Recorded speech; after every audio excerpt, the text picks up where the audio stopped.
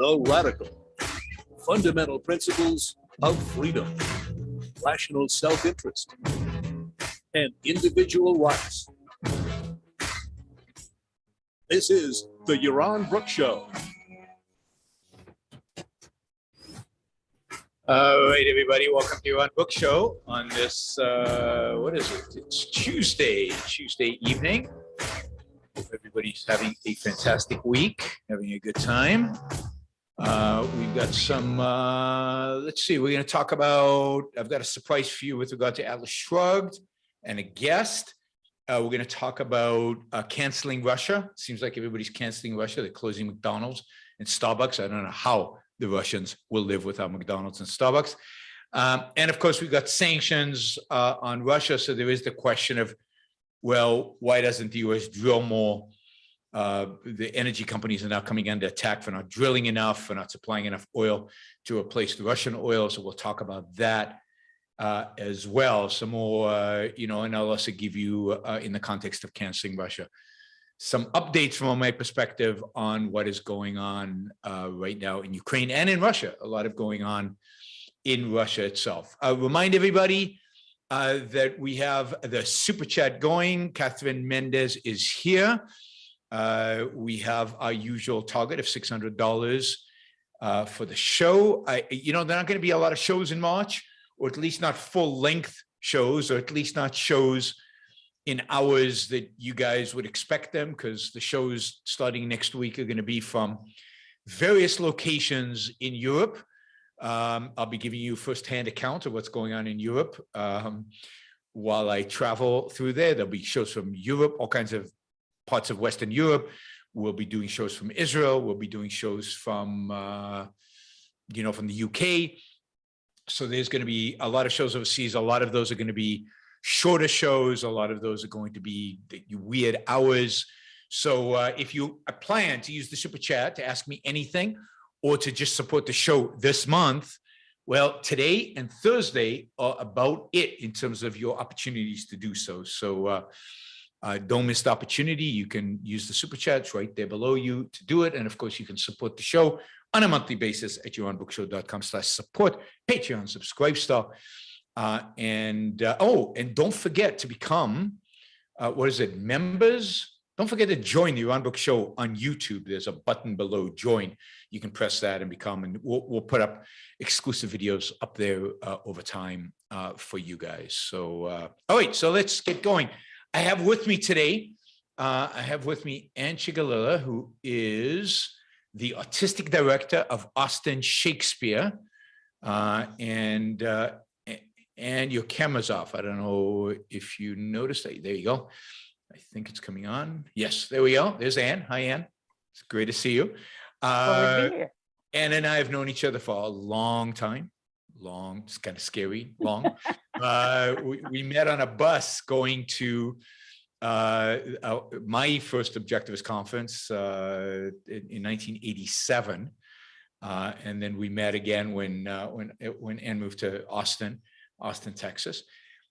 She's the artistic director of Austin Shakespeare. She's also a acting coach and a playwright. I still remember Madam X, which I loved that play. That was fabulous. John Singer Sargent painting that a lot of people know, yeah. Which is hanging here in my condo. Oh, is it? Not the original. A poster of it, but the original is not here.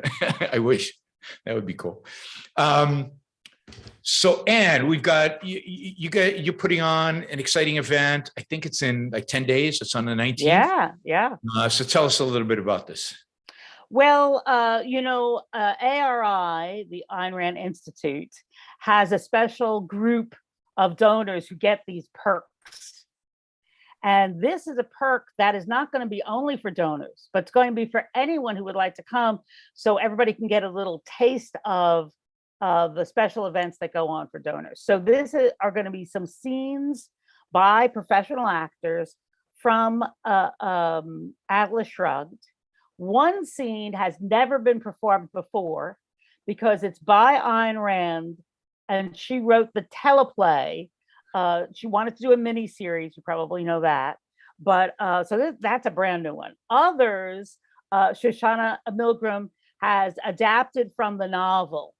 So some of them are Frisco and Reardon, Ellis Wyatt appears, Richard Haley appears, but there will be 4 scenes. And then one of the features is the actors will chat a little bit about the scenes, but then the folks who attend, the audience, will go into breakout rooms. So that's a feature that donors get, and you get to meet other donors and so on. So it's sort of a virtual experience, but it is a lot of fun. So that's Saturday, March 19th, 1 o'clock Eastern time. And that's what I'm really here to pitch. That's great. And it's open to everybody, right? It's open. Right. So you don't have to be a donor. It's open to everyone. And I want to encourage folks who are donors, they might want to ask friends. I think that actually helps when somebody else says, yeah, this is something really interesting, you might want to come and see it. So we hope that we'll have a nice audience for that. And where can they get the link? Where can they get the information about it? Go to the Ayn Rand Institute page, and there is a link there for the event. Just the website, Facebook? Yeah. And it's also on Facebook. I got it today. Yeah, I got it today on Facebook. So that's great. So, and you've done this before. So you've done We the Living, and of course you've staged in a theater Anthem. Yes, that was very exciting. Tell us a little bit about those productions. Yeah.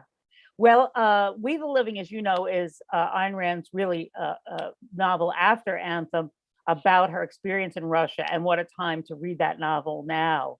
Yeah. So we did wonderful scenes from that. We had a Russian actress, a young actress, playing Kira, who is just a tremendous spirit, the actor and the character.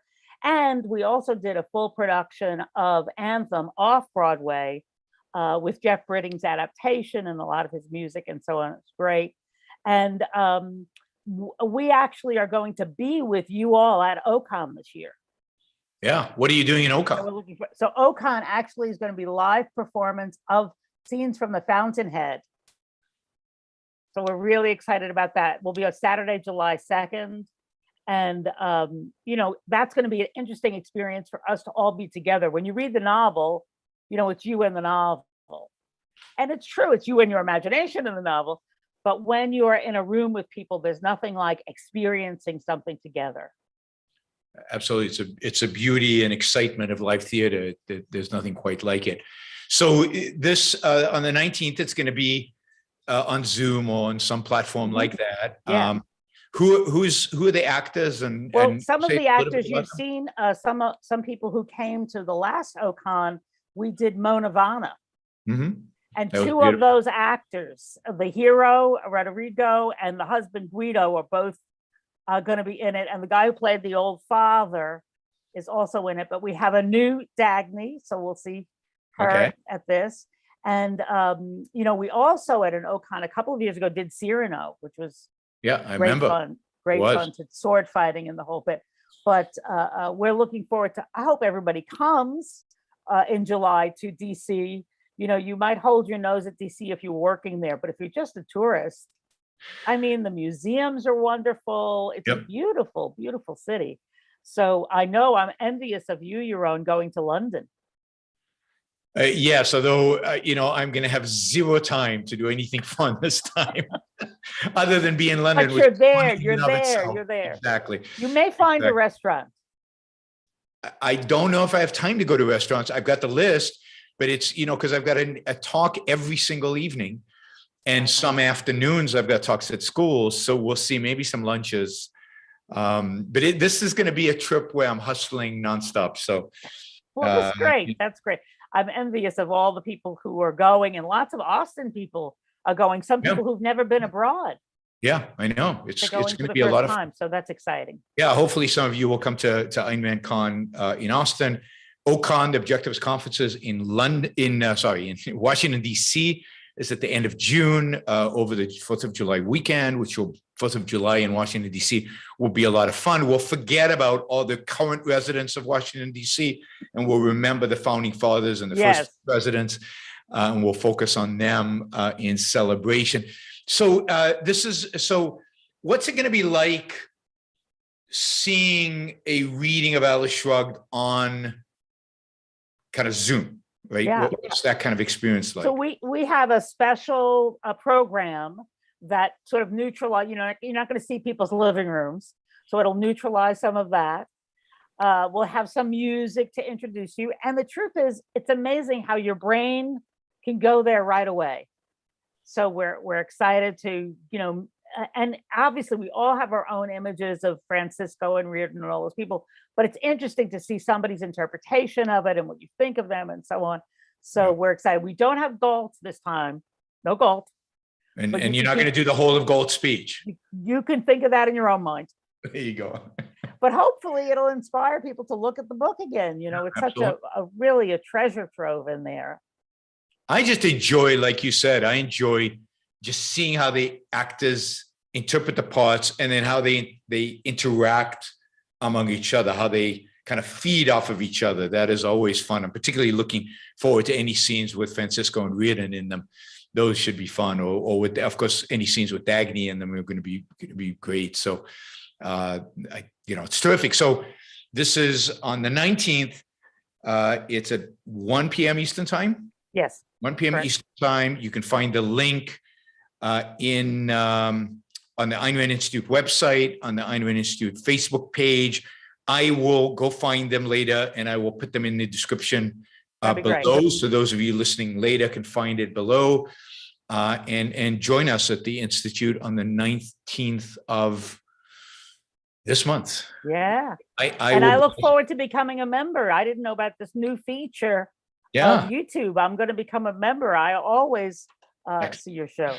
Excellent. Thanks, right. Anne. Thank you. Thanks, everybody. And everybody, this is going to be exciting. So definitely, go show up and participate in this exciting event. It really is fun to see Ayn Rand's characters come to life in front of you. Again, we use our imaginations when we read the book for that, but to get it like that on a screen in front of us is truly a unique experience. All right, so I will probably be in Israel. I'll actually be in Israel when it happens. We'll see if I can log on, but if not, I'll try to watch it later on. All right. I see the super chat is already rolling. We're getting some questions. That's good. More $20 questions would be good. But this is great. Thank you, Sabine, for the support. Thank you, Jeffrey. I didn't know this was one of your favorite shirts. Thank you. Let's see. Next time I come to a restaurant, I'll have to come with a completely new shirt so we can see what you think of it. Let's see. All right, and thank you, Johnny, for becoming a member of the Around Book Show and going on it. All right, so I can take these off now. Let's talk about what's going on quickly in Ukraine, in the war there. I mean, overall, really not a lot. Russia seems to be stuck. Forces are not really advancing. The Ukrainians are holding them back. It's still true that Russia has overwhelming force over the Ukrainians. Catherine is saying I should wear a tuxedo. I've worn a tuxedo exactly once in my life. Once. I was best man at a wedding. I wore a tuxedo. My goal, one of my minor goals for the rest of my life, is to never have to wear a tuxedo again. Anyway, Russia, as I predicted, or I don't think it took much to predict this, is becoming more and more desperate. As part of that desperation, they're targeting more and more, civilians, and becoming more and more aggressive, while for the most part staying put, standing in place. So this is going to be a long war, as I've said many times. Putin can't afford to lose it. He can't afford to appear to lose it. He can't really retreat. He's in many ways, he's got nowhere to go. And, he's just going to stick it out. The only way this war ends early, the only way this war ends quickly, is if somebody overthrows Putin in Russia and withdraws the troops. But Putin will not withdraw troops. So this is going to go on. We also heard today that Poland is going to give the United States all its airplanes, MiG-29s that they have from when they were a Warsaw Pact member. So these are Russian MiG-29s. They're going to give them all to the United States. They're going to fly them to Germany, to the US base in Germany. The US is going to replace them with used F-16s. At least that's the story, right, that we're getting. The US will give Poland F-16s. And then the US will give the MiG-29s to the Ukrainians. And the reason it has to be all this complicated is because Poland doesn't want to give the planes directly to the Ukrainians because they're worried that the Russians will view that as an act of war. But somehow they think that if they give it to the United States and the United States gives it to the Ukrainians, it won't be an act of war. God help us with regard to how people think about these things. But it looks like the Ukrainians will get some new, used, old MiG-29s. Poland is also urging, I think it's Bulgaria and Romania to do the same thing with their MiG-29 airplanes. So Ukraine gets more airplanes. That has got to improve their chances, at least of holding the Russians, increasing their casualties and continuing to do it. Alex says the U.S. has declined the offer, and given that he heard that on CNN, it must be true. We'll wait and see. I mean, again, fog of war. There's a lot going on. Maybe the U.S. did decline the offer. Who knows? But this is not cash for clunkers. Too. This is warplanes for no cash. Nobody gets cash here. This is just America aiding Ukrainians. So we'll see if anything comes of this proposal. As Alex says, it looks like the U.S. has turned it down. Wouldn't surprise me that the cowards in the U.S. government have turned it down. It is a cowardly bunch at the White House and the Defense Department. Jeremy says U.S. is turning down the offer of MiGs. All right. Again, I don't get all these games. My guess is that Russia probably, called somebody in the U.S. and said, if you accept these MiGs, it'll be an act of war and we'll be pissed off at you. And we're cowards and we just back down. That's probably what happened. That's probably what is going on. Jeremy, thank you for that. Thank you for pointing out that with a super chat amount associated with it. You can ask questions even for $2. It's great. Or make comments. But, we'll talk about the Biden today basically prohibiting the importation of oil and gas from Russia. We'll talk about that in a minute. But sanctions are increasing. The UK has increased sanction. The Europeans are talking about increasing sanctions. They're not quite ready to stop importing natural gas. My guess is they won't do that until winter is over.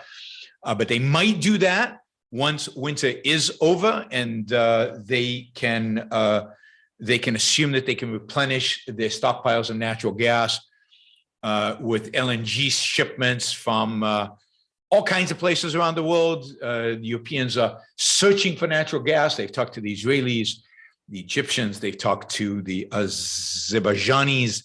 They've talked to the United States of America. So they are doing what they can to search out and to try to find sources of natural gas so that they can tell the Russians to go to hell in terms of their natural gas reserves. But for now, these sanctions are about as stringent as we've seen on any country.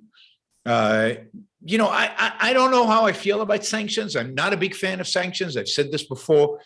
I think embargoing a country, which means zero contact, zero interaction. It means it also would mean no diplomatic relations. I think is much more effective. Sanctions are like this half-assed. I mean, are you allowed to trade with them? Are you not allowed to trade with them? Who's allowed to trade with them? Under what circumstances? Sanctions are mostly a great revenue source for lawyers. Lawyers make a lot of money because of sanctions. So, as if they don't make a lot of money off of everything else, of every law and every little regulation and everything that the government does. Now they also make a bunch of, money off of sanctions because they do. In my business, for reasons I won't go into, I had to talk to a lawyer last night, spend a lot of time and a lot of money on a lawyer last night to get advice that related to these sanctions. All right, so, government sanctions, I like the idea of tanking the Russian economy. I like the idea of making them suffer the consequences of what they're doing. I wish I was in a position to be able to assess whether, Europe going to war against Ukraine, what that would actually do and how Putin would respond. I think you'd need a lot of intelligence. I mean, not intelligence IQ, I mean intelligence about Russia, about their forces, about their nuclear arsenal, about their tactical nukes, about Putin's mental state and all of that, which I don't have. But obviously, that's what should be happening. Is the Europeans have a strong incentive to stop Putin. It could be that these sanctions work. They've never worked in the past in terms of replacing a regime, but they will make Russia poorer. They will make Putin less liked by the Russian people. It will put pressure on Putin and his cronies in Russia. How much, whether they'll have any impact, really, really hard to tell. We'll just have to wait and see exactly how this works out and what exactly happens. But one thing I found really, really interesting, and this kind of suggests, the role of voluntary association and the importance of voluntary association and the importance of voluntary action and private action. What I'm seeing right now is a large number of businesses stopping dealings with Russia. And I think they're doing it not because they're being somehow coerced by government, but I think they're doing it for two reasons. I think there's some pressure on them from domestic consumers and from consumers in Europe.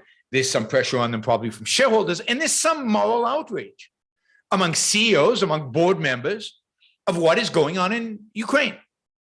And that moral outrage is being reflected in the fact that, for example, today, McDonald's hamburgers, has closed 850 stores in Russia. 850 stores in Russia are closed indefinitely.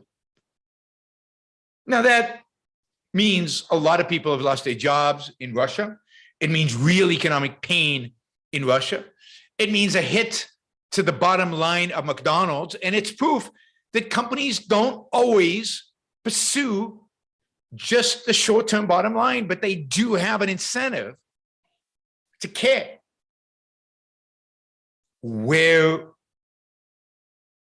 they're doing business. Now, will this affect how they deal with China?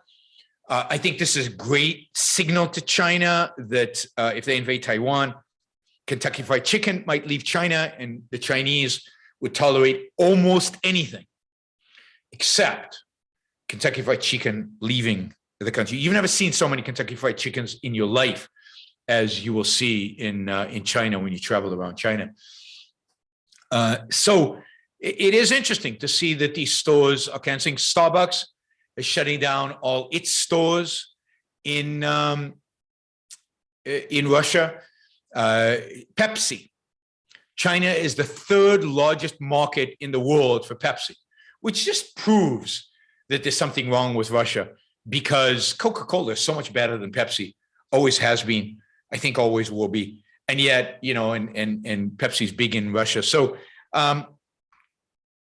Pepsi, in spite of the fact that this is their third largest market, is leaving Russia. Let's see, who else? Coca-Cola is leaving Russia. We know that MasterCard, Visa, and American Express have all left Russia. I don't drink Coca-Cola. I don't drink Pepsi. I haven't drank a Coke since, I don't know, 2004, 3, 4, something like that, right? So it's been a long time since I drank Coca-Cola. I still kind of miss it, I have to admit. But every time I taste a little bit, it's like I can't drink this. But I miss it. That first sip of a really, really, really, really, really, really cold Coke is amazing. Used to be amazing anyway. No diet, no zero, no sodas. I don't drink any soda. I drink basically, I have 3 drinks that I drink. 4 drinks. I drink water a lot. Yeah, right there. I drink coffee a lot.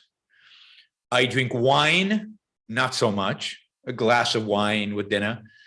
And I drink fruit juices sometimes, not regularly because it's not good for you. Too much sugar, but like really fresh fruit juices, usually with ginger and other healthy stuff in it. And bat's blood. That's right, Apollo Zeus, and definitely bat's blood because that keeps you young and vigorous and healthy. So absolutely.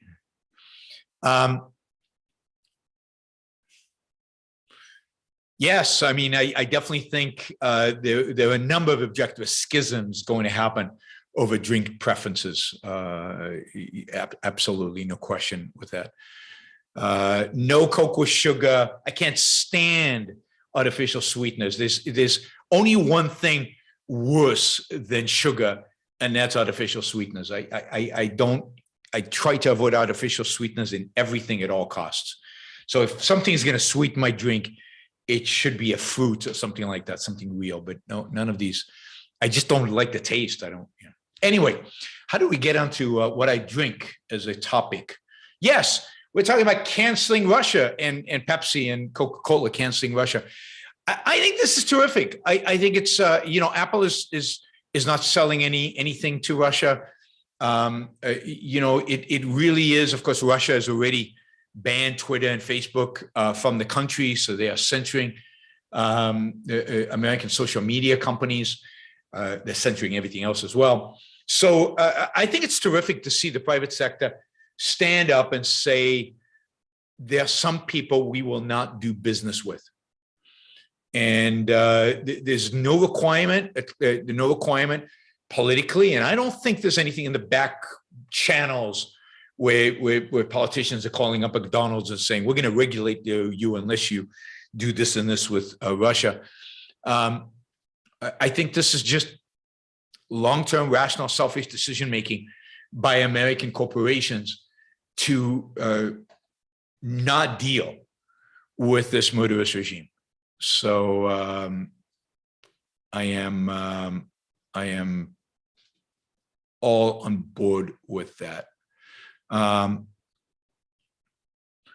Nathan asked, just because it's right on this topic, in your last show, you said that the Russian people are being misled by the government. Yes. What are the people being told about all these businesses withdrawing their services? What do people know?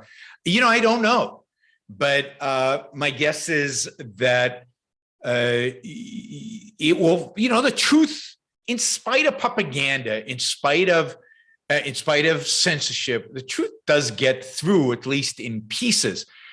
They could be told this is a vast Western conspiracy against Russia.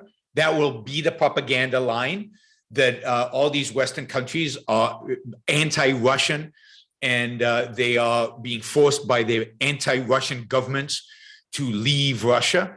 That, I think, would be the standard line that the propagandist would sell the Russian people, whether the Russian people buy out or not. I mean, it's fascinating. I mean, you're seeing people obviously demonstrating in the streets. They know what's going on. Those are usually young and they're typically middle class.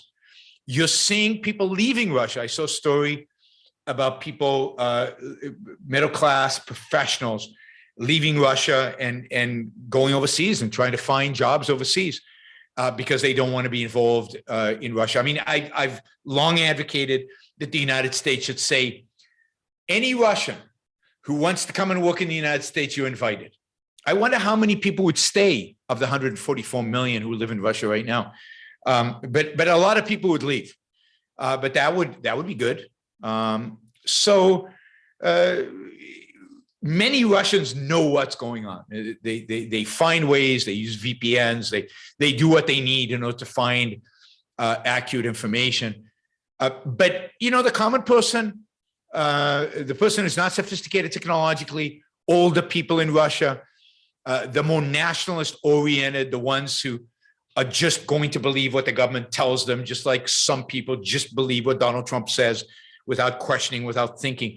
Those are, and some people who believe everything Obama said without questioning, without thinking. I don't think anybody believes what Biden says without questioning, without thinking. I just don't think he has that kind of fan base. But Obama certainly did, and Trump certainly did. Yeah, ExpressVPN, that's right. This is a good lead-in to the fact that ExpressVPN, where is the Express? I don't have the ExpressVPN link below. But if you want to use a VPN, if you're in Russia or anywhere and you want to use a VPN, we should use a VPN. You should use ExpressVPN, which sponsors the show. And if you do expressvpn.com/Yaron, you will get an extra 3 months free when you sign up to use ExpressVPN. So I use ExpressVPN when I travel. I use it when I do my finances. I use it when I want to, access the United States, my bank or something, and them thinking I'm coming in from the United States. Maybe I even do use it to watch some basketball because you can't watch it overseas. But if you use ExpressVPN, you can, you can pretend you're dialing in from the US and then you can watch the basketball. I'll definitely be watching basketball in March because the Celtics are playing really well these days. But yes, ExpressVPN is a sponsor of this show. So thank you. Who was it? Somebody here reminded me of that and that connection. But anyway, so a lot of Russians do know what is going on. Right? Nathan asks, are the planes Ukraine is getting superior, inferior to those of the Russians? Now, again, it might very well be that the Ukrainians are not getting these planes. So the question is, are the MiG-29s inferior, superior? I mean, many of them are the same as the MiG-29s that Russia has.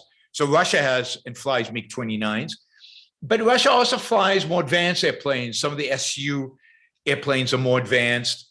I don't know if the Polish MiG-29s have the latest technology that the Russians installed in their planes.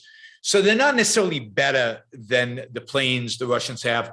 They're just planes, and just having a presence in the air gives you a lot of options. Having an air force gives you a lot of options. And a lot of the Ukrainian airplanes have been shot down. Some of them are crippled on the ground.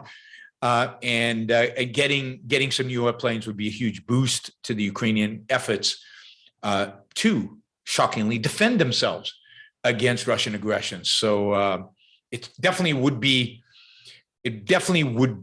a real plus. A real plus. Let's see. Okay, quickly before I get to kind of energy and that stuff, let's see if there's anything else. Michael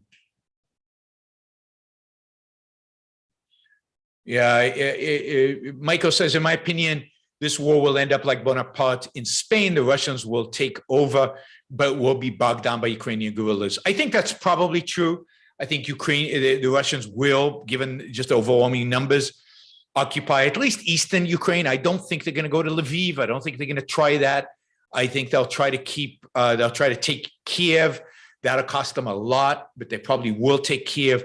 And then I think they'll dominate east of Kiev and south of Kiev, and they'll split the country into two. I think they'll leave the western side alone. And it'll be a tough slog for them because there will be guerrillas, there will be terrorist attacks. It will be very difficult for the Russians. Right now, they're really bogged down in the mud. I told you months ago that I don't understand a war fought in the winter leading into spring. I mean, Ukraine is a disaster during this period, and it's not going to the ground will not firm up in Ukraine until probably late May, and until the rain, the water dries up, everything melts, everything evaporates. It's going to be May before you have solid ground, and the Russians are going to be hampered. They don't know the geography as well as the Ukrainians. and it is going to be very difficult for them. So we'll see. It's also, we'll see if Ukrainian have the leadership to sustain a battle after Kiev is taken. Will their president evacuate to Lviv, which I think ultimately is what he should do to keep the fight alive and to keep command of his forces. Of course, there's always a chance that the Russians won't take Kiev and the Ukrainians will fight them back or hold them steady or make it so painful that the Russians will replace Putin. But those are all long shots. The odds still are that Russia will take Ukraine, will take Kiev, and survive. Okay, quickly, let's see. Not that, not that, not that, not that. Is it possible to be an honest millionaire in a place like Russia?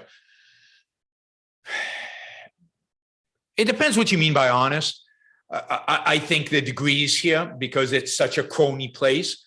But yeah, I think some of the people who made a lot of money early on, whether you can maintain that wealth in Russia without wheeling and dealing with the government or the mafia or something like that, hard to tell. But I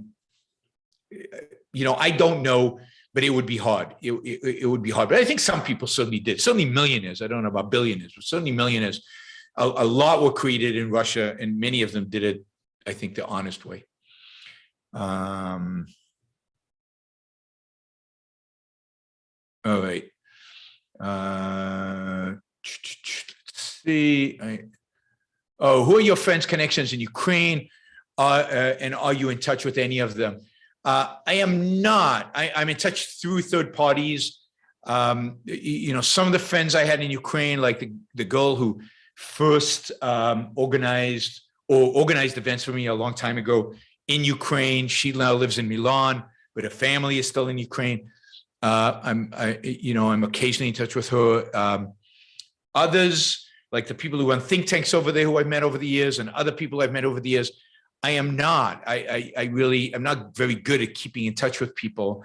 And what I'm in touch with them is through other organizations. Like there's an organization in Vienna that was planning to take me to Ukraine and give a talk there. I was supposed to speak in Kiev on April 28th, and they're in touch with the Ukrainians, and we're talking through them. So no, I don't have. If I had direct access, I would actually ask one of them to call into the show and actually interview them, but I do not have direct access to anybody there or any of my contacts in Russia, people who've invited me to speak in St. Petersburg and Moscow over the years. It would be interesting to talk to them as well. All right, let's see what other question there. Okay, all right, we'll get to all those questions later. All right, let's quickly do, because we got a lot of questions and they're still coming in. And what are we about? 250, let's say $250. So we still got $350 to raise today. So it'd be great if you came in with $20 questions. We've got quite a few questions already. And so if you can, I'll take lower denominated questions. I don't want to exclude those. But if those of you have $20 questions, that'd be great. And of course, $20 questions do get priority, particularly if they're on the topic, but even if not. All right, let's talk about finance, energy, and war. So Biden today banned the importation of oil and gas from Russia.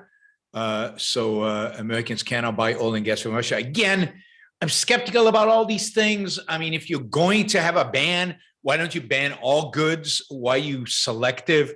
Why don't we just embargo Russia? No goods in, no goods out. You can't export, you can't import, and just shut down trade with Russia. I think that is the right approach. If you're going to use trade in this way against what you perceive now as an enemy, then you embargo the enemy. It's okay to, to trade for Russian dolls, but it's not okay to trade for oil. No, it's not okay to supply money to the enemy. And trade is supplying money to the enemy, and therefore you shouldn't do it. So really what we should do is have a complete embargo on it. Okay, so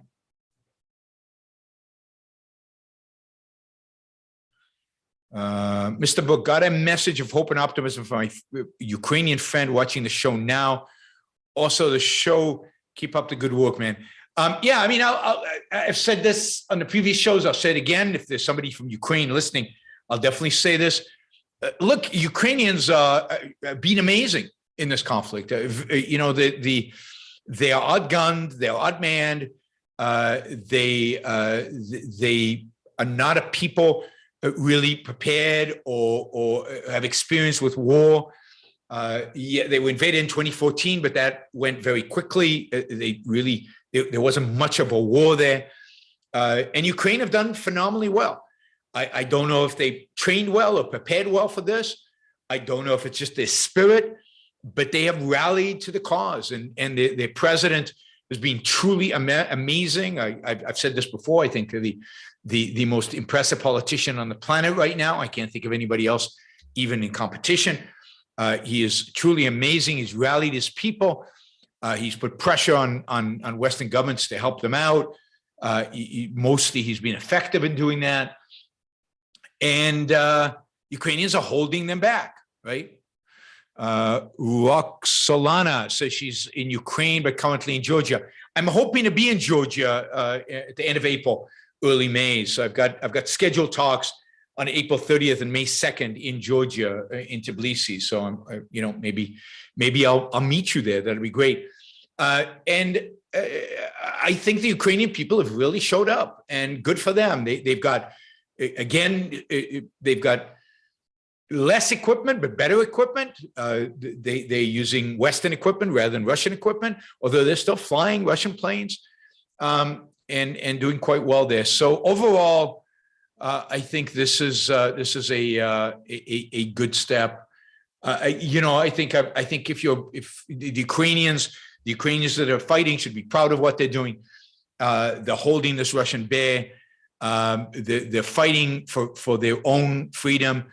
You know, hopefully, if they can win this, or hopefully one day when the Russians leave, Ukraine can become even more of a free country. I mean, the real upside for Ukraine is to use this as an opportunity to really rethink what it means to be a free country, and reinvigorate whatever freedom, liberty movement they have.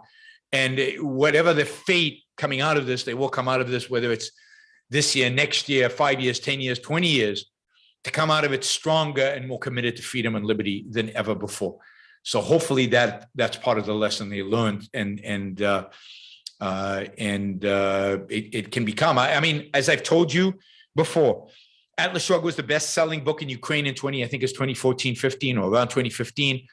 I think there are some amazing people there, and who knows what the upside is if they're truly free. Look, Solana says Georgia has a pro-Russian government. I know.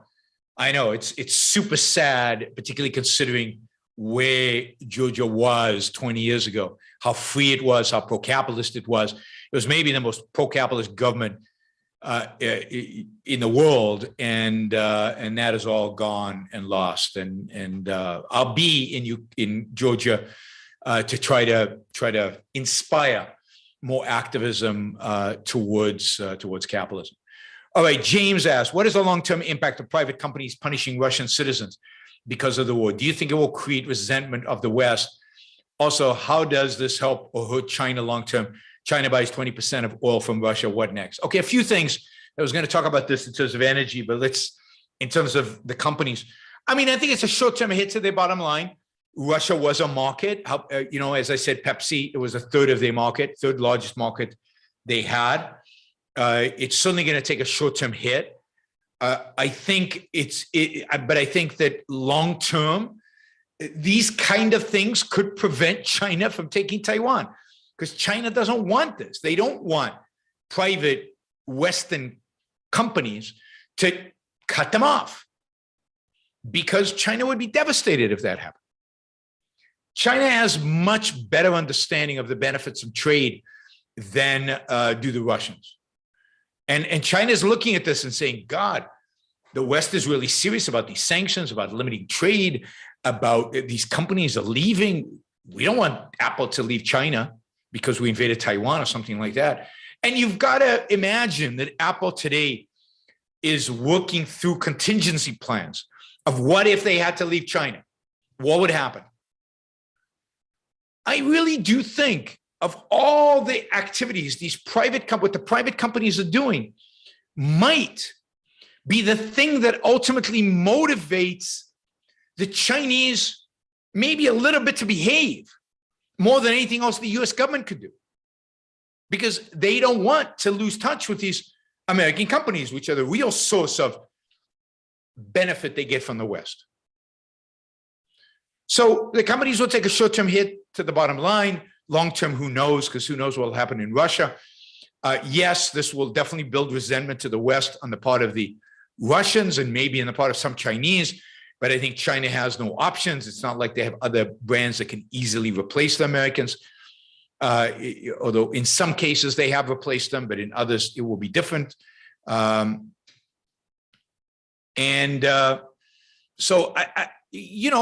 they'll take a financial hit short term. I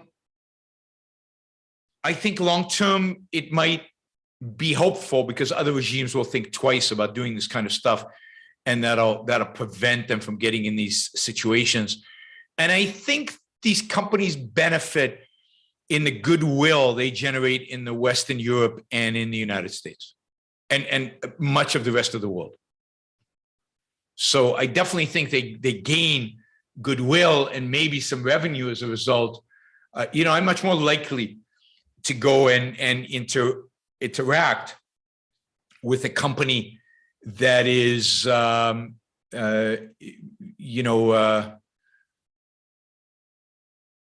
with a company that just took a stand than with other companies. So let's talk about oil. Excuse me. Let's talk about oil. So as you know, Biden just made it illegal to import oil. Oil prices are going up because people are worried about shortages or becoming the supply of oil, and therefore prices are going up. When you restrict supply or when people expect supply to be restricted, prices go up. I don't know that this action by Biden will actually affect the supply of oil, because think about it this way. So Russia doesn't sell its oil to the US. So what does it do? Oil markets are international markets. So that oil will be sold somewhere else. India, for example, has already said that it is willing to buy Russian oil. Now, it's going to be more complicated to get it to India than it is to get it to the United States. India won't, for example, finance the shipping. They won't accept delivery at the ports in Russia. They'll only accept delivery at the ports in India. China might take more Russian oil, although, again, Russian oil is heavy oil. You need particular refineries to deal with it. It's not clear that China can take more Russian oil than it already takes. India, I think, has the refining capacity to take more Russian oil. I've seen countries like Malaysia say that they intend to continue trading with Russia. Potentially, they would buy the oil. So because oil markets are international, if the United States stops buying, that doesn't really affect the flow of oil. We get oil from somewhere else. Now, where do we get the heavy oil that that Russia provided, that Canada could provide, but we don't have the Keystone Pipeline? Venezuela used to provide, but we're not trading with Venezuela. Well, it turns out that we might be talking to Venezuela. Todd says the U.S. open dialogue with Venezuela. How distasteful do you find that? Very distasteful. I think it's horrible. I don't know if Mexico has the same kind of heavy oil as comes from. Maybe I just don't know. But Todd, thank you. Wow, that is fantastic. Todd says my firm, unnamed, has departed from Russia. I am proud of that decision. See, it motivates employees too. So Todd just put $200 behind that. So thank you, Todd. That's very, very generous. And that gets us very close to $600 today, which is terrific. What were we talking about? Yes, so Venezuela. I think it's horrible that we're doing that. Venezuela is an evil regime, destructive to its own people. I don't think we should be trading with Venezuela. It's in our hemisphere. We have every interest to replace that regime, but it looks like oil rules, and we will be talking to them. James says, what is the impact of getting off of Venezuela? They are an ally of Russia. Yes, they are. What stops us from getting off from Canada or using more oil in the United States? Canada oil, it's a matter of transportation. We don't have the Keystone Pipeline, so we don't have a pipeline going down south from Canada. We can use train cars, but that's a much more expensive, cumbersome, messy way to transport oil. We're probably doing that as we speak. We'll probably import as much oil as we can from Canada through train cars, I think is the main mechanism. We could go for more oil in the United States. The oil in the United States is a different kind of oil. It's a lighter oil. I just wanted to point this out. So before you get to US oil, which I want to focus on. So the oil market is an international market. So the Russian oil is going to sell in world markets. But what's interesting is that if you look at Russian crude right now, as compared to American crude or Saudi crude or anybody else's crude, it is selling at a significant discount. And the reason it's selling at a discount is that Russia right now is trying to sell the oil. They'll sell it to anybody who's willing to. So Putin is not benefiting as much from the increase in oil prices as one would expect, because he has to sell at a discount for anybody to buy it. Because the Indians are not going to buy it at market prices like anybody else's oil. They'll only buy it because there's some political risk and some other risks. They'll only buy it at discounts, and they'll only buy it, as I said, once it arrives at a port in India. So it's not easy for Russia to deal with this, but it's not like, suddenly they can't sell all this oil and their revenue goes to zero. No. They just sell it to other parties and maybe they get a lower price for it, but they're still going to sell oil. Again, this is the same problem with embargo on oil from Iran. Global oil markets are global markets. As long as somebody will buy their oil, they will sell that oil. And India will buy less American oil and buy more Russian oil, or less Venezuelan oil and more Russian oil, whatever. But the oil will be sold. Everything that's pumped up, demand will be met. In other words, all the demand that's out there will be met. It's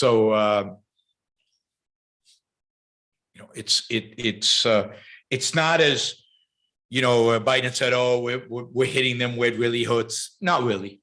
We're making life a little bit more miserable for them, but this is not some dramatic thing. Revenue from oil right now is skyrocketing for Saudi Arabia.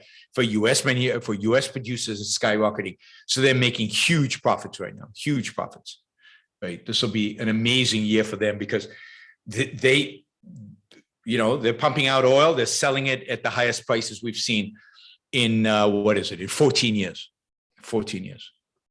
Yeah, Travis says Saudi Arabian oil revenue up 150% over a few years ago. Absolutely, because prices are up more than 150%. Now, why don't US producers start producing more?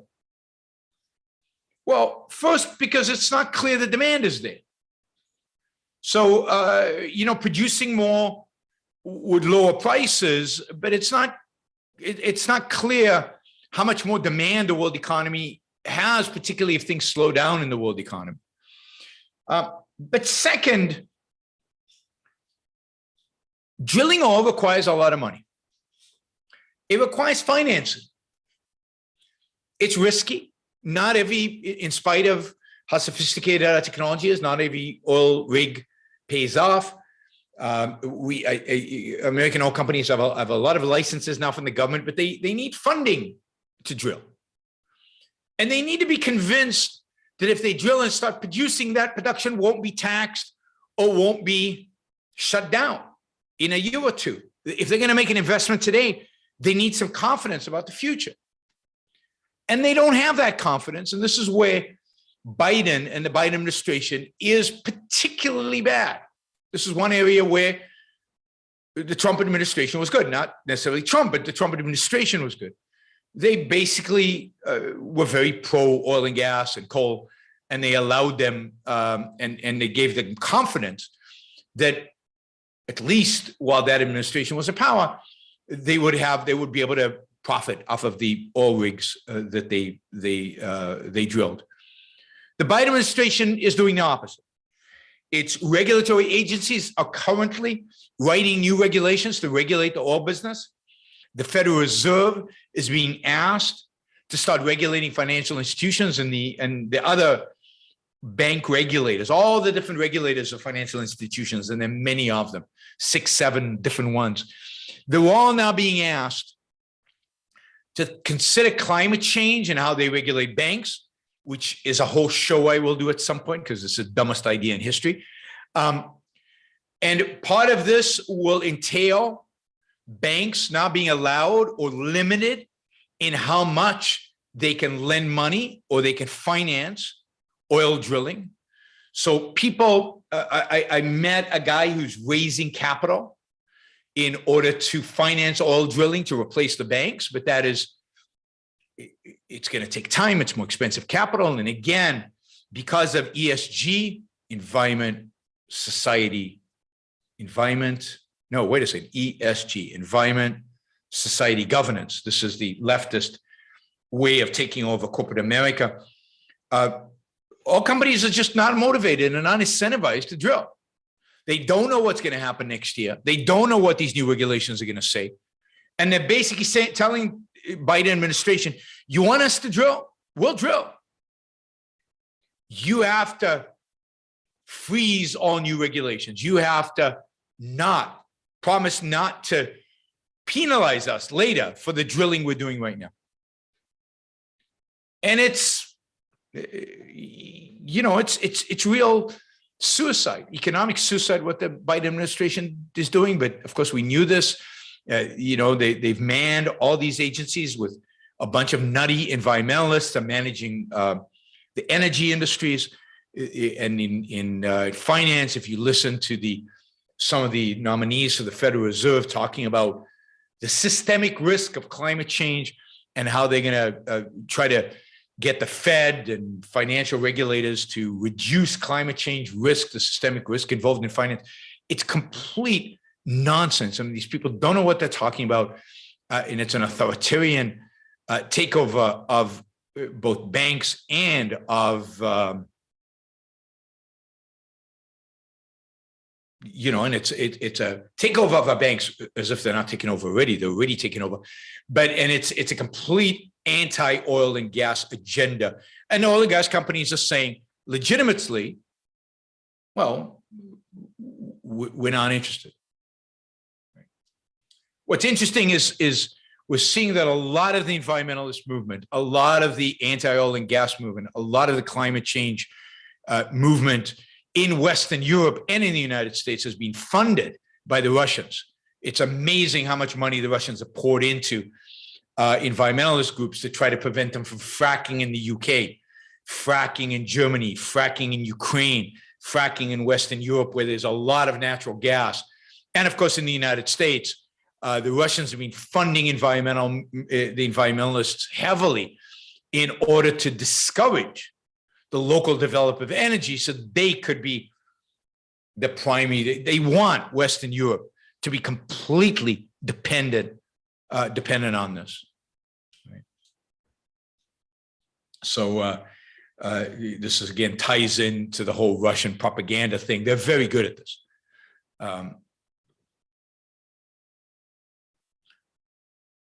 All right, let's see. Jeffy's asking, let's see, it's on topic. So Jeffy's asking, can you summarize what happened with the Keystone Pipeline and share any thoughts on it? I don't remember the full history of it, but this is a pipeline that's been discussed for over 10 years now. It's a pipeline that was going to bring oil down from Canada to, I think, Louisiana, where the refineries that deal with the kind of heavy oil that Canadians produce would refine it, mix it up with some of the light oil that the United States produces, and produce primarily things like jet fuel. From the beginning, it had problems. The environmentalists don't like it. They claim because it can leak and cause damage and all this kind of stuff. But of course, their main opposition to it was they don't like oil. So the one way to oppose it is to oppose any pipelines, any new infrastructure around it. But generally, the environmentalists don't like building stuff, anything.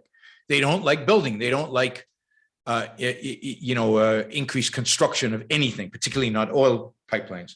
But also there were problems from the beginning because in order to build this pipeline, you'd have to use eminent domain. Well, you don't have to, but the government was going to use substantial eminent domain because a lot of the land between Canada and Louisiana is privately owned. So, for example, in North Dakota, they were going to take the land of some Native Americans and they were going to put the pipeline in, and Native Americans objected. So during the Trump administration, there were demonstrations. There were all kinds of problems in North Dakota around the pipeline. So it was initially approved, I think, in the 2000s. Then Obama put it on hold. Then Trump reinstated it.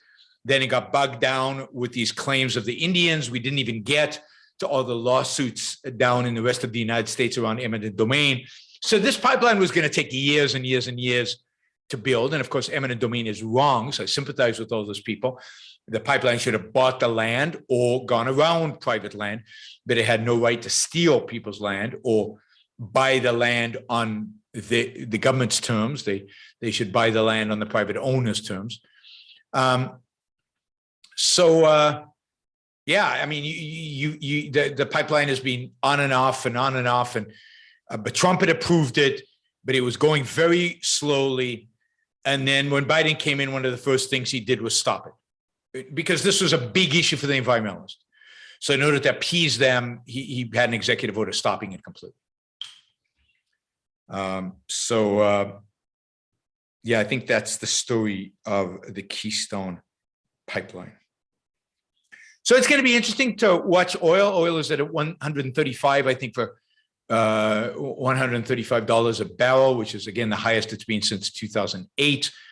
Goldman Sachs is predicting oil will go to 185. So you're likely to see gasoline prices go through the roof still. You've, of course, got inflation, like just inflation just broadly on top of the supply-constrained inflationary pressures on oil. So you've got this combination of things driving up prices. And then you've got all the environmental policies coming out of the Biden administration that are restricting American oil producers from increasing the supply and driving prices down, right? So St. Louis says, finally, Goldman Sachs is right. You wish. Goldman Sachs is right more often than not. That's why it's Goldman Sachs. That's why it makes so much money. Goldman Sachs is incredibly profitable to a large extent because they are brilliant at what they do. There are very few banks in the world as good as Goldman Sachs. They might be cronies, and certainly the CEO of Goldman Sachs is typically also Treasury Secretary a few years later, but they also are really good at what they do. So you get super, unbelievably smart people at Goldman Sachs.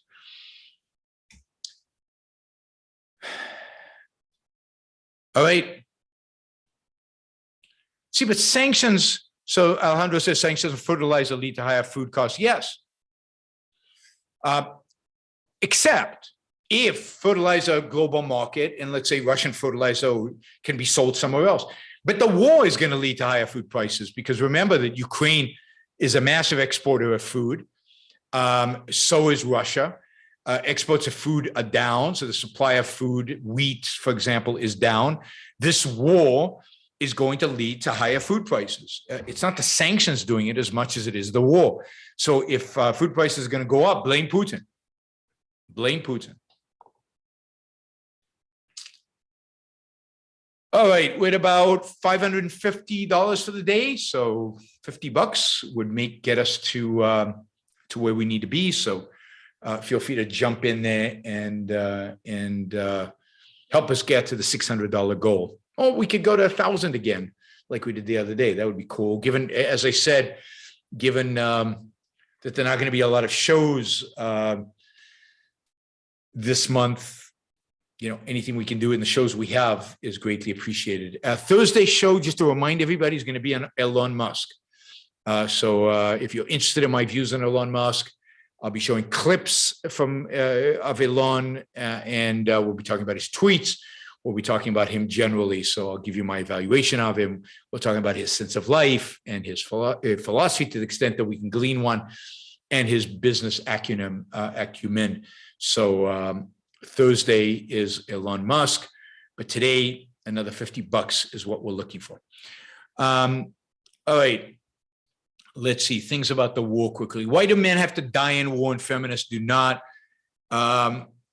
Because feminists are wrong, and they just can't fight in a war like men do. So if we're going to protect civilization, if we're going to protect freedom, the men are going to have to do it, because in spite of the feminist claim, very few women, there are some, but very few women, can fight as well as men. Although I'll say this: I don't know if you've seen the pictures of Ukrainian women with AK-47s, around their, carrying children, or taking the kids to off to the train to evacuate them, and they're carrying an AK-47, and they're going to go to the front. I've seen a number of women who've been killed in action.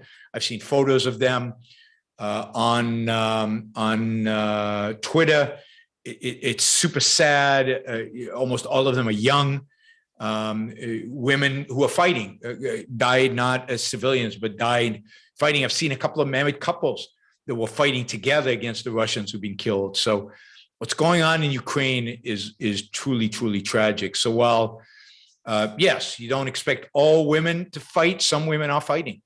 And when it comes to fighting for your home, when it comes to fighting for your country, when it comes to protecting the lives of your kids, I don't know.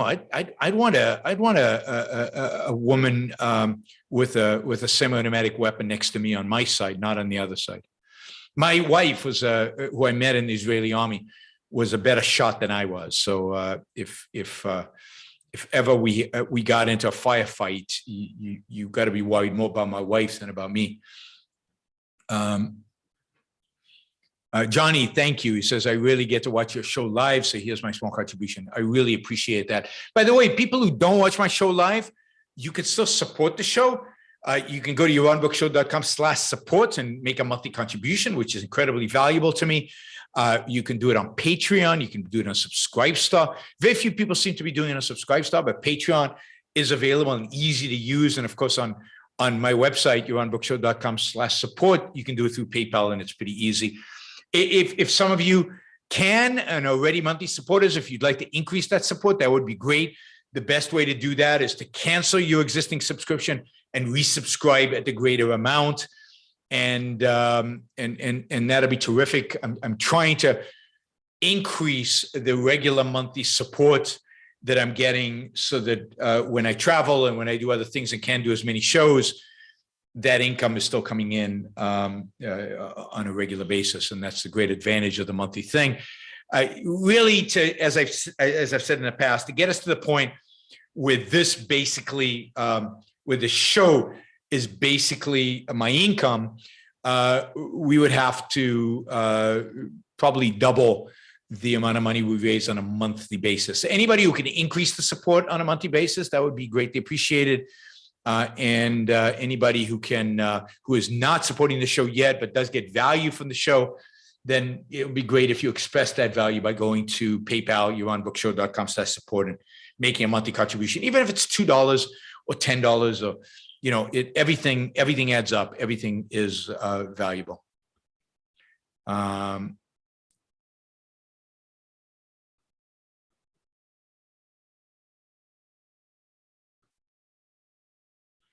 Let's see.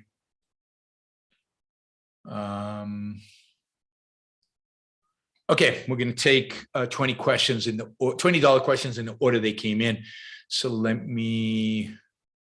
I think I might have deleted a $20 question. We'll see. Okay, let's see. Scott, what are your thoughts on NASA? Considering the many inventions that NASA scientists came up with in the 60s, I think it was a partial success.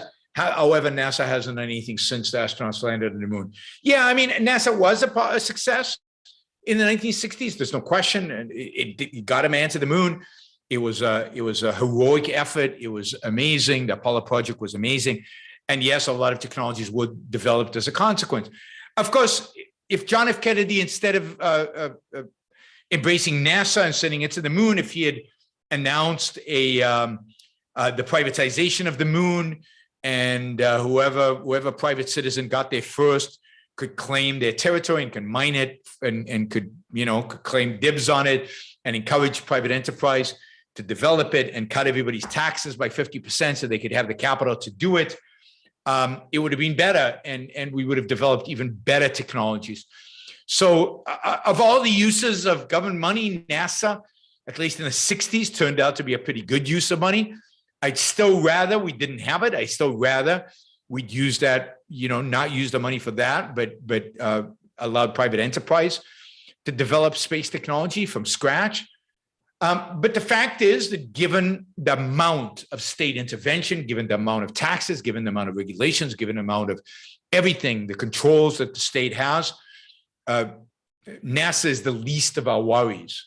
And yes, what they did back then was terrific. Today, they rely more and more on Elon Musk to other private space entrepreneurs to get into space, less and less on NASA itself. So less valuable, and it's more and more of the value is shifting towards the private sector, which is a good thing. Richard Witt says, thanks for recommending Shenandoah with Jimmy Stewart. I'm glad to recommend it. It's a great movie. In return, I'd like to recommend Impact with Brian Donlevy from 1949.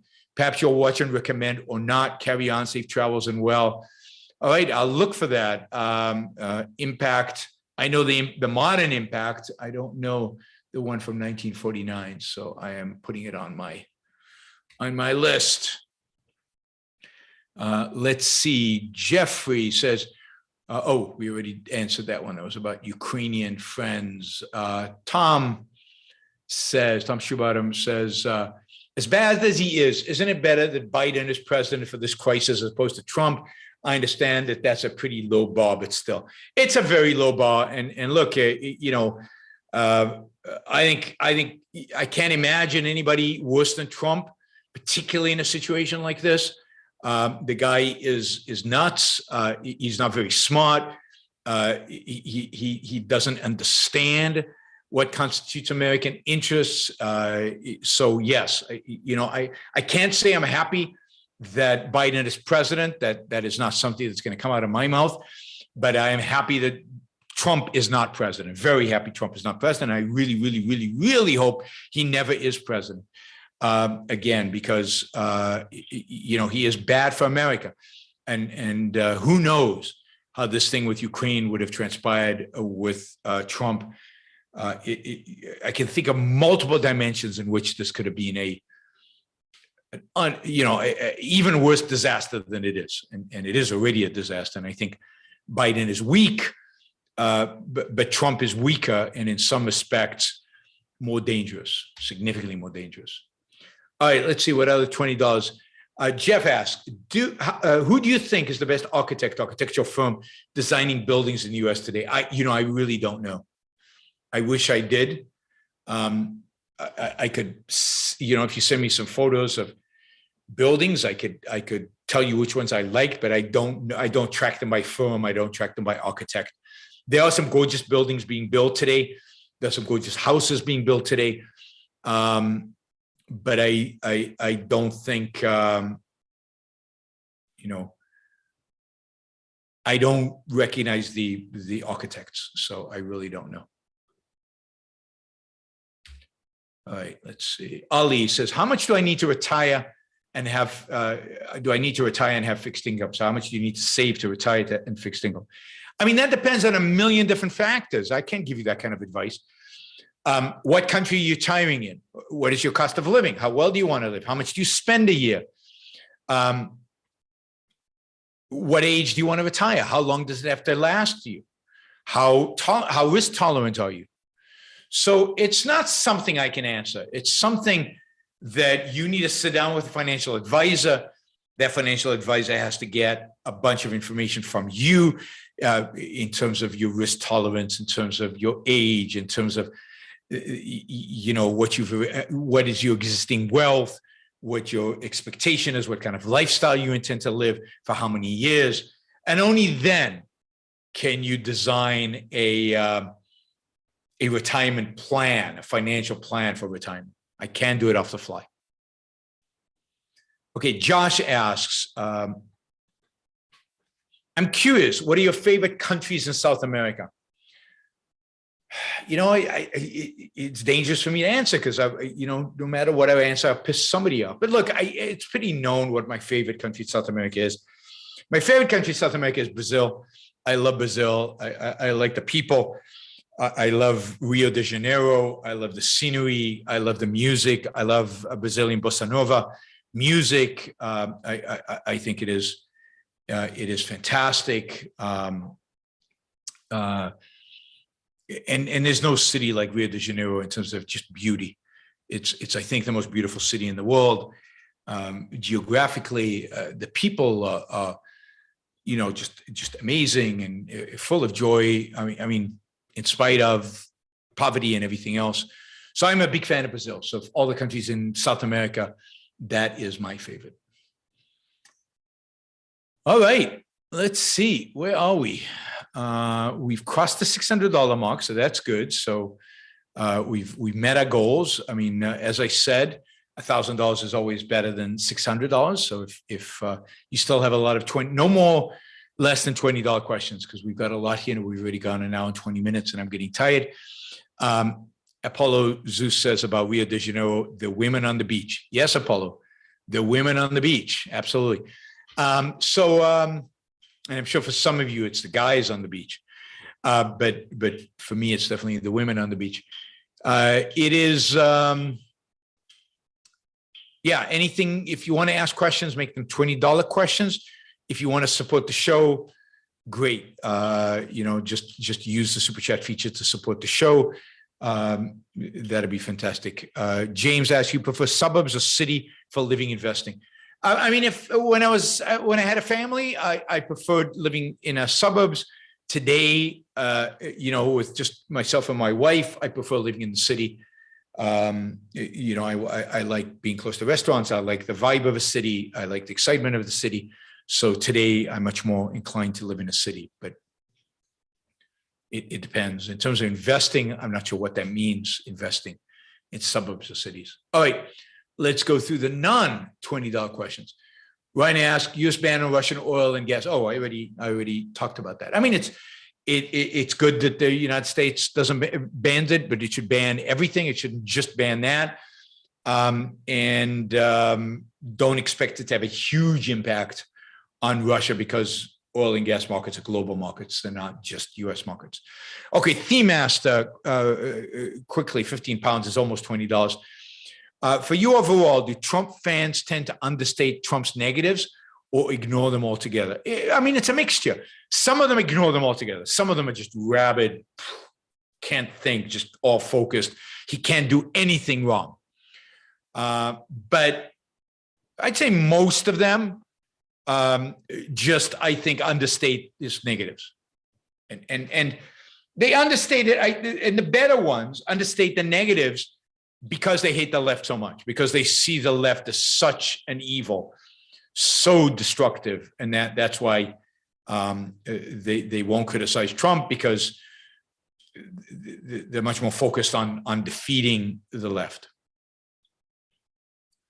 All right, let's see. Just to remind you, you can join and become a member of the show.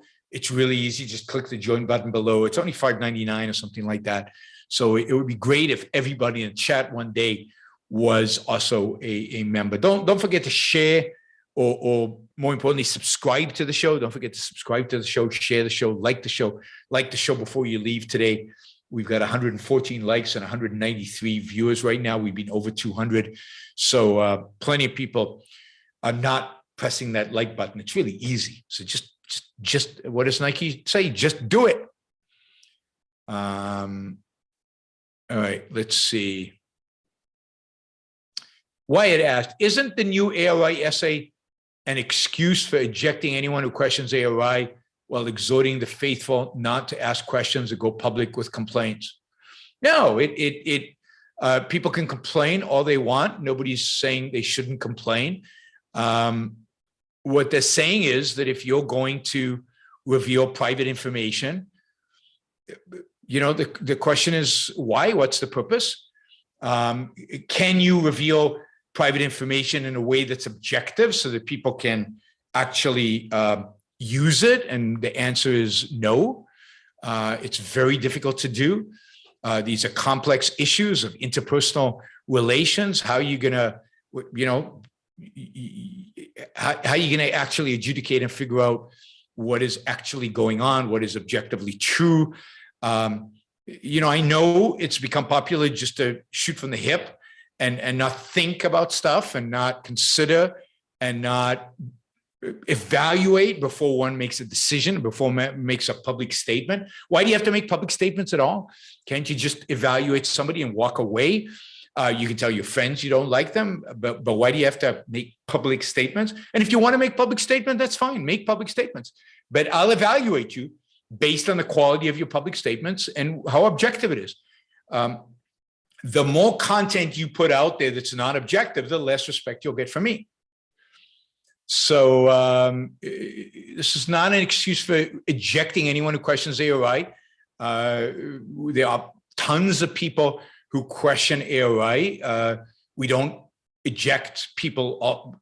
We barely ever eject people. It's rare that we eject people. We have substantive disagreements with the people involved here. We went our own way. We wished them the best, and then they stabbed us in the back. They came after us. We didn't initiate this. We didn't start this, and we didn't eject them. We didn't eject them. We didn't eject them until they started stabbing us in the back. But there was no sense of ejection. They were welcome to OCONs. They were as participants. They were, they were fine. There was no ejection involved, right? The only time they were ejected is when they stab you in the back. And generally in life, if somebody stabs you in the back, you should eject them from your life. Somebody tells lies about you, or just says stuff that's untrue or out of context, or badmouths you, or makes public something that is private, you shouldn't have them in your life. I've said this many, many times. You want me to storm the hill and not care who my fellow soldiers are? Not me. I'm going to fight with good people. And if I change my evaluation of people and decide they're no good, I don't want them. I don't want them as my comrades. They're not my comrades in arms anymore. They're not my friends. So they can go do their own thing. I don't badmouth them. The essay didn't badmouth them. All I said was, I'm not dealing with you. And the essay, I think, articulates why we don't deal with certain people. All right, there's another question on the same topic. What's the basis for ARI saying whoever publicizes disputes should be viewed with suspicion? Isn't that coincidentally the attitude of an entrenched bureaucracy shunning any criticism of leadership? No, there are a lot of people who criticize the Institute, and we don't shun them. You can criticize us if we've done something and the information is public and you want to criticize. And what is wrong is when there is a private dispute, a dispute between private parties, not public, not about certain operations of the Institute, but a private dispute where the information relevant to that dispute is not available to people out there. And you come out and say, this is what happened between me and Yaron last Sunday. It was private, but I think it's important, so you all should know this is what he did. Fine, but what should you, A11U pencil, what do you make of that, somebody who does that? Yaron said this or this last Sunday in a private conversation between me and them. Is the guy lying? Is the guy telling the truth? If I then say he's wrong, I didn't say any of that, who do you believe? Why should you believe them or not me? If I don't say anything, do you assume I'm guilty? Do you assume I'm innocent? I mean, it's a private dispute. It's not your business. I mean, in a sense, it's none of your business.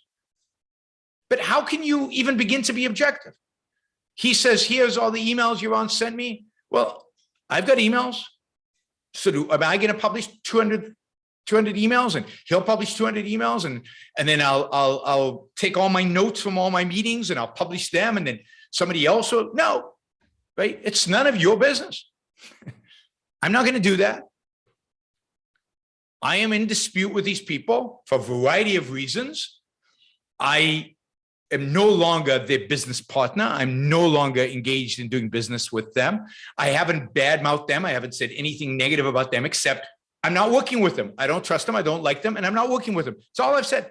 I haven't told you not to work with them. I haven't told you anything about them. You make your own evaluations. You read what they've written, and you tell me, yeah, those are people I like. Those are people I want to work with. Fine. You can do that. I'll judge you based on that. No, I'm not going to put it out there and let objectivity reign, because you can't be objective. You weren't there, and it's none of your business. Scott and everybody else, none of your business. I don't care about the implications. You don't want to believe me? Believe whoever you want. It's your problem. But that I should put all of my stuff out there, that I should spend the time and the effort to do this bullshit? Of course there's a truth. Of course there's a truth. I have the truth. I am right in this dispute. Do with that whatever you want. Do I owe you proof that I'm right? No, I don't owe you anything. So, and there's no way that I can divulge enough. If it goes to court, then I'll have to divulge everything I can divulge about it. But that's why there's a court, and there's a jury, and all the evidence is presented, and their depositions, and it takes months and sometimes years, and there's a judge who decides what evidence is legit and what evidence isn't. And you think you can be a jury out there in the public? You think you can figure out these complex issues all by yourselves because I distributed the materials and somebody else puts out materials into the public forum? That's ridiculous. That would say that we don't have to decide using a system of justice with a judge and a jury and a court of law. And we could put everything out there, and we can all of us can decide. No, it ain't happening.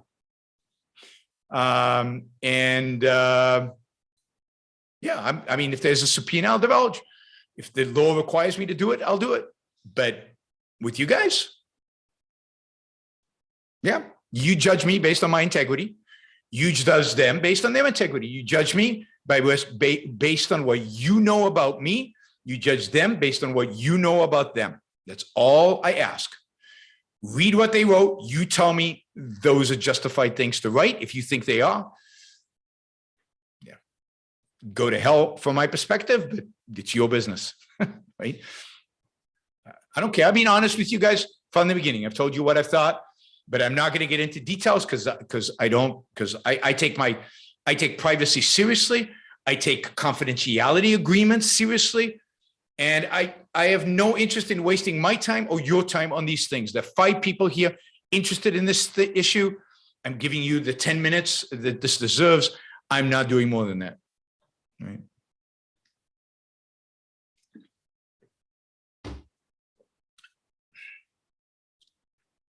All right, where are we?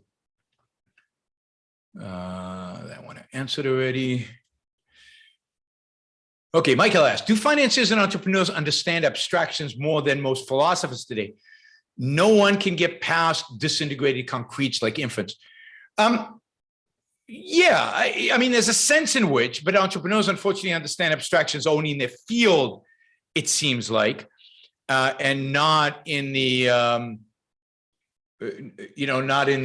not in abstract fields. How many entrepreneurs know philosophy or think about philosophy or think about abstract ideas? Unfortunately, they don't, but they certainly know how to deal with the abstractions that they need to deal with for their business better than intellectuals. And intellectuals are supposed to know how to deal in abstractions. Yes, I mean, it's a complete mess.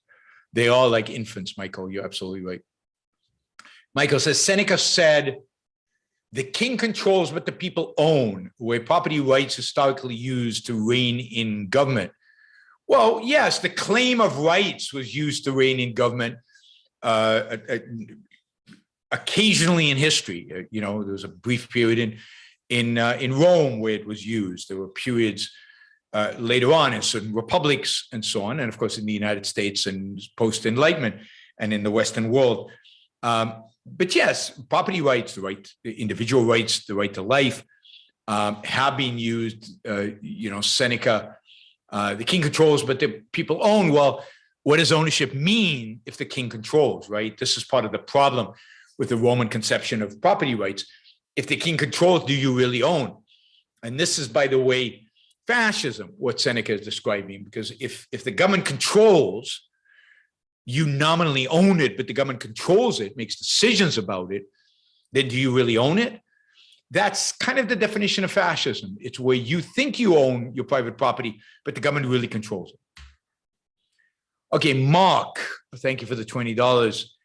We should sell F-35s to Ukraine and allow US military pilots to go on leave and join the Ukrainian Air Force to fly them like the flying tigers in China before the breakout of World War II. Yeah, because if we sold the F-35s to Ukraine, they don't have any pilots who can fly them. It's a very complex plane, and you need months of training, even for experienced pilots. So you would need to sell them with the pilots. Would American pilots want to go fly? I don't know. I mean, it's hard to believe that any Russian plane or any Russian missile could take down an F-35. Would be my expectations. It's not a super risky job, but I don't know if they'd want to do it.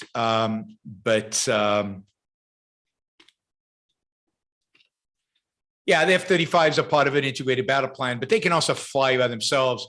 They probably, unfortunately, are designed to do too many things, but they are so superior to anything the Russians have that they would do an amazing job in Ukraine if the American pilots would be willing to do it. Okay, Michael says, what is the moral justification for government telling the people they aren't allowed to trade with another nation? Embargo. The moral justification is war. The moral justification is viewing that country as an enemy, like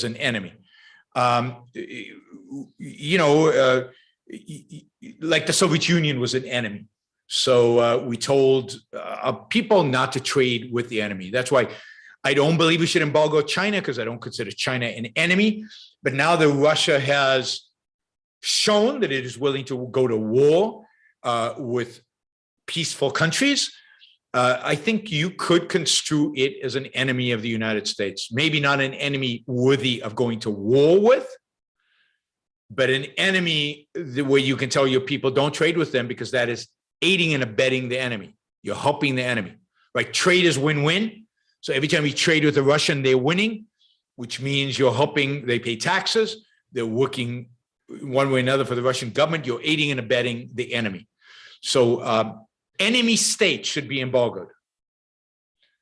Now, again, would we define Russia as an enemy? They haven't attacked the US yet. That is the kind of issues that you would grapple with if you were in power. In a free society. We don't live in a free society. And I would like to see the United States not be in NATO, which would be much cleaner, because then we wouldn't be at the risk of by accidentally going to war with Russia. I don't think we should go to war with Russia.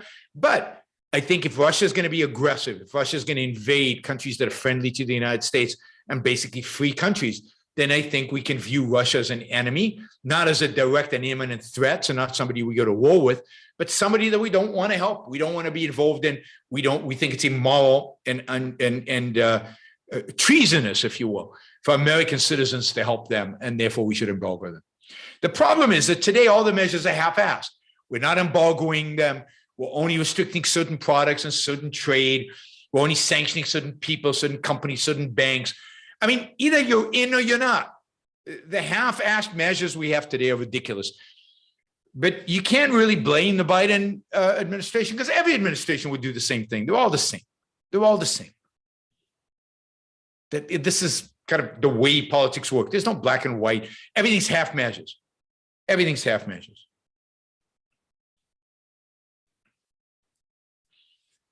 Free trade says, shouldn't ESG activists acting subversively on behest of adversarial powers be investigated and prosecuted? Yeah, I mean, to the extent that you could prove that the ESG activists knew they were getting money from a hostile nation, knew they were doing that nation's bidding. There are probably laws that require them to register as foreign agents, and they didn't. But, you know, part of the problem is Russia's not considered an enemy. So the fact that they got money from Russia, so what? I mean, so did a lot of people defending both political parties and all kinds of things. So there's nothing wrong with getting money from overseas. But if you're actually advocating for the interests of another country, you have to register, and there are laws against that. And we'll see if the ESG activists ever get penalized for it. I doubt it. Was what Peter Schwartz said about transgender athlete Leah Thomas transphobic and bigoted? Should you have sanctioned that hate? No, I don't think it was transphobic and bigoted. I don't. That he said that an athlete born male should compete as a female. I agree. Shouldn't compete as a female. I agree completely. It's ridiculous. It's ridiculous that somebody who has grown up, was a teenager with male hormones, male muscle structure, male bones, and then, I don't know, does an operation or doesn't do an operation and calls themselves a female, should be able to swim for the women's team. I think that is wrong. And I have no problem with transgender people, but there are limits to what they should and shouldn't be able to do. And I certainly don't think they should be able to compete. They're not, in that sense.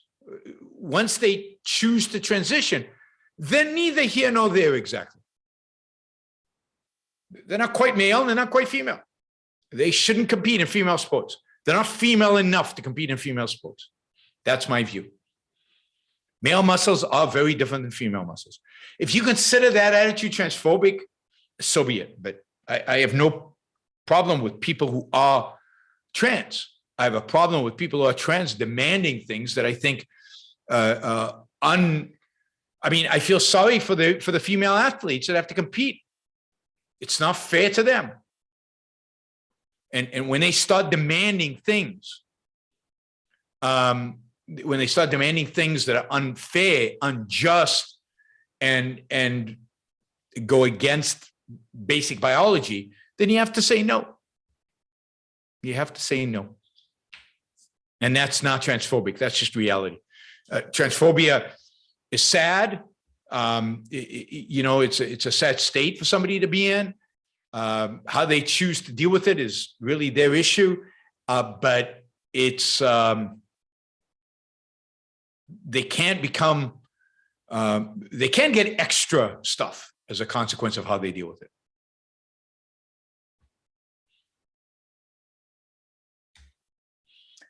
All right, the Saintly Order of Knightly Valor. 500 something. I don't even know what that is, what currency that is.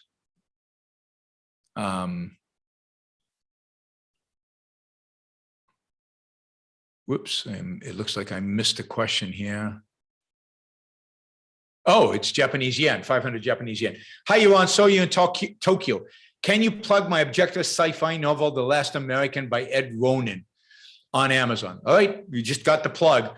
It's an objective sci-fi novel, The Last American by Ed Ronan. I haven't read it, so I can't vouch for it, but Ed is here and put 500 yen for that short advertisement. So thanks, thanks Ed and hopefully, you know, I wanted to come to Japan last year, but everything was you couldn't get in because of COVID. All right, Ali asks, as an objectivist, if your wife started questioning your marriage, what should you do? I had really good memory and it was long-term investment for me and it is hard to let go. Yeah, I mean, life sometimes throws you things that are hard. It's sometimes hard to let go, but you've got to talk to your wife. If you want to save the marriage, you've got to figure out why she's questioning it. What can you do differently? Is there a way to improve it? Maybe get some counseling.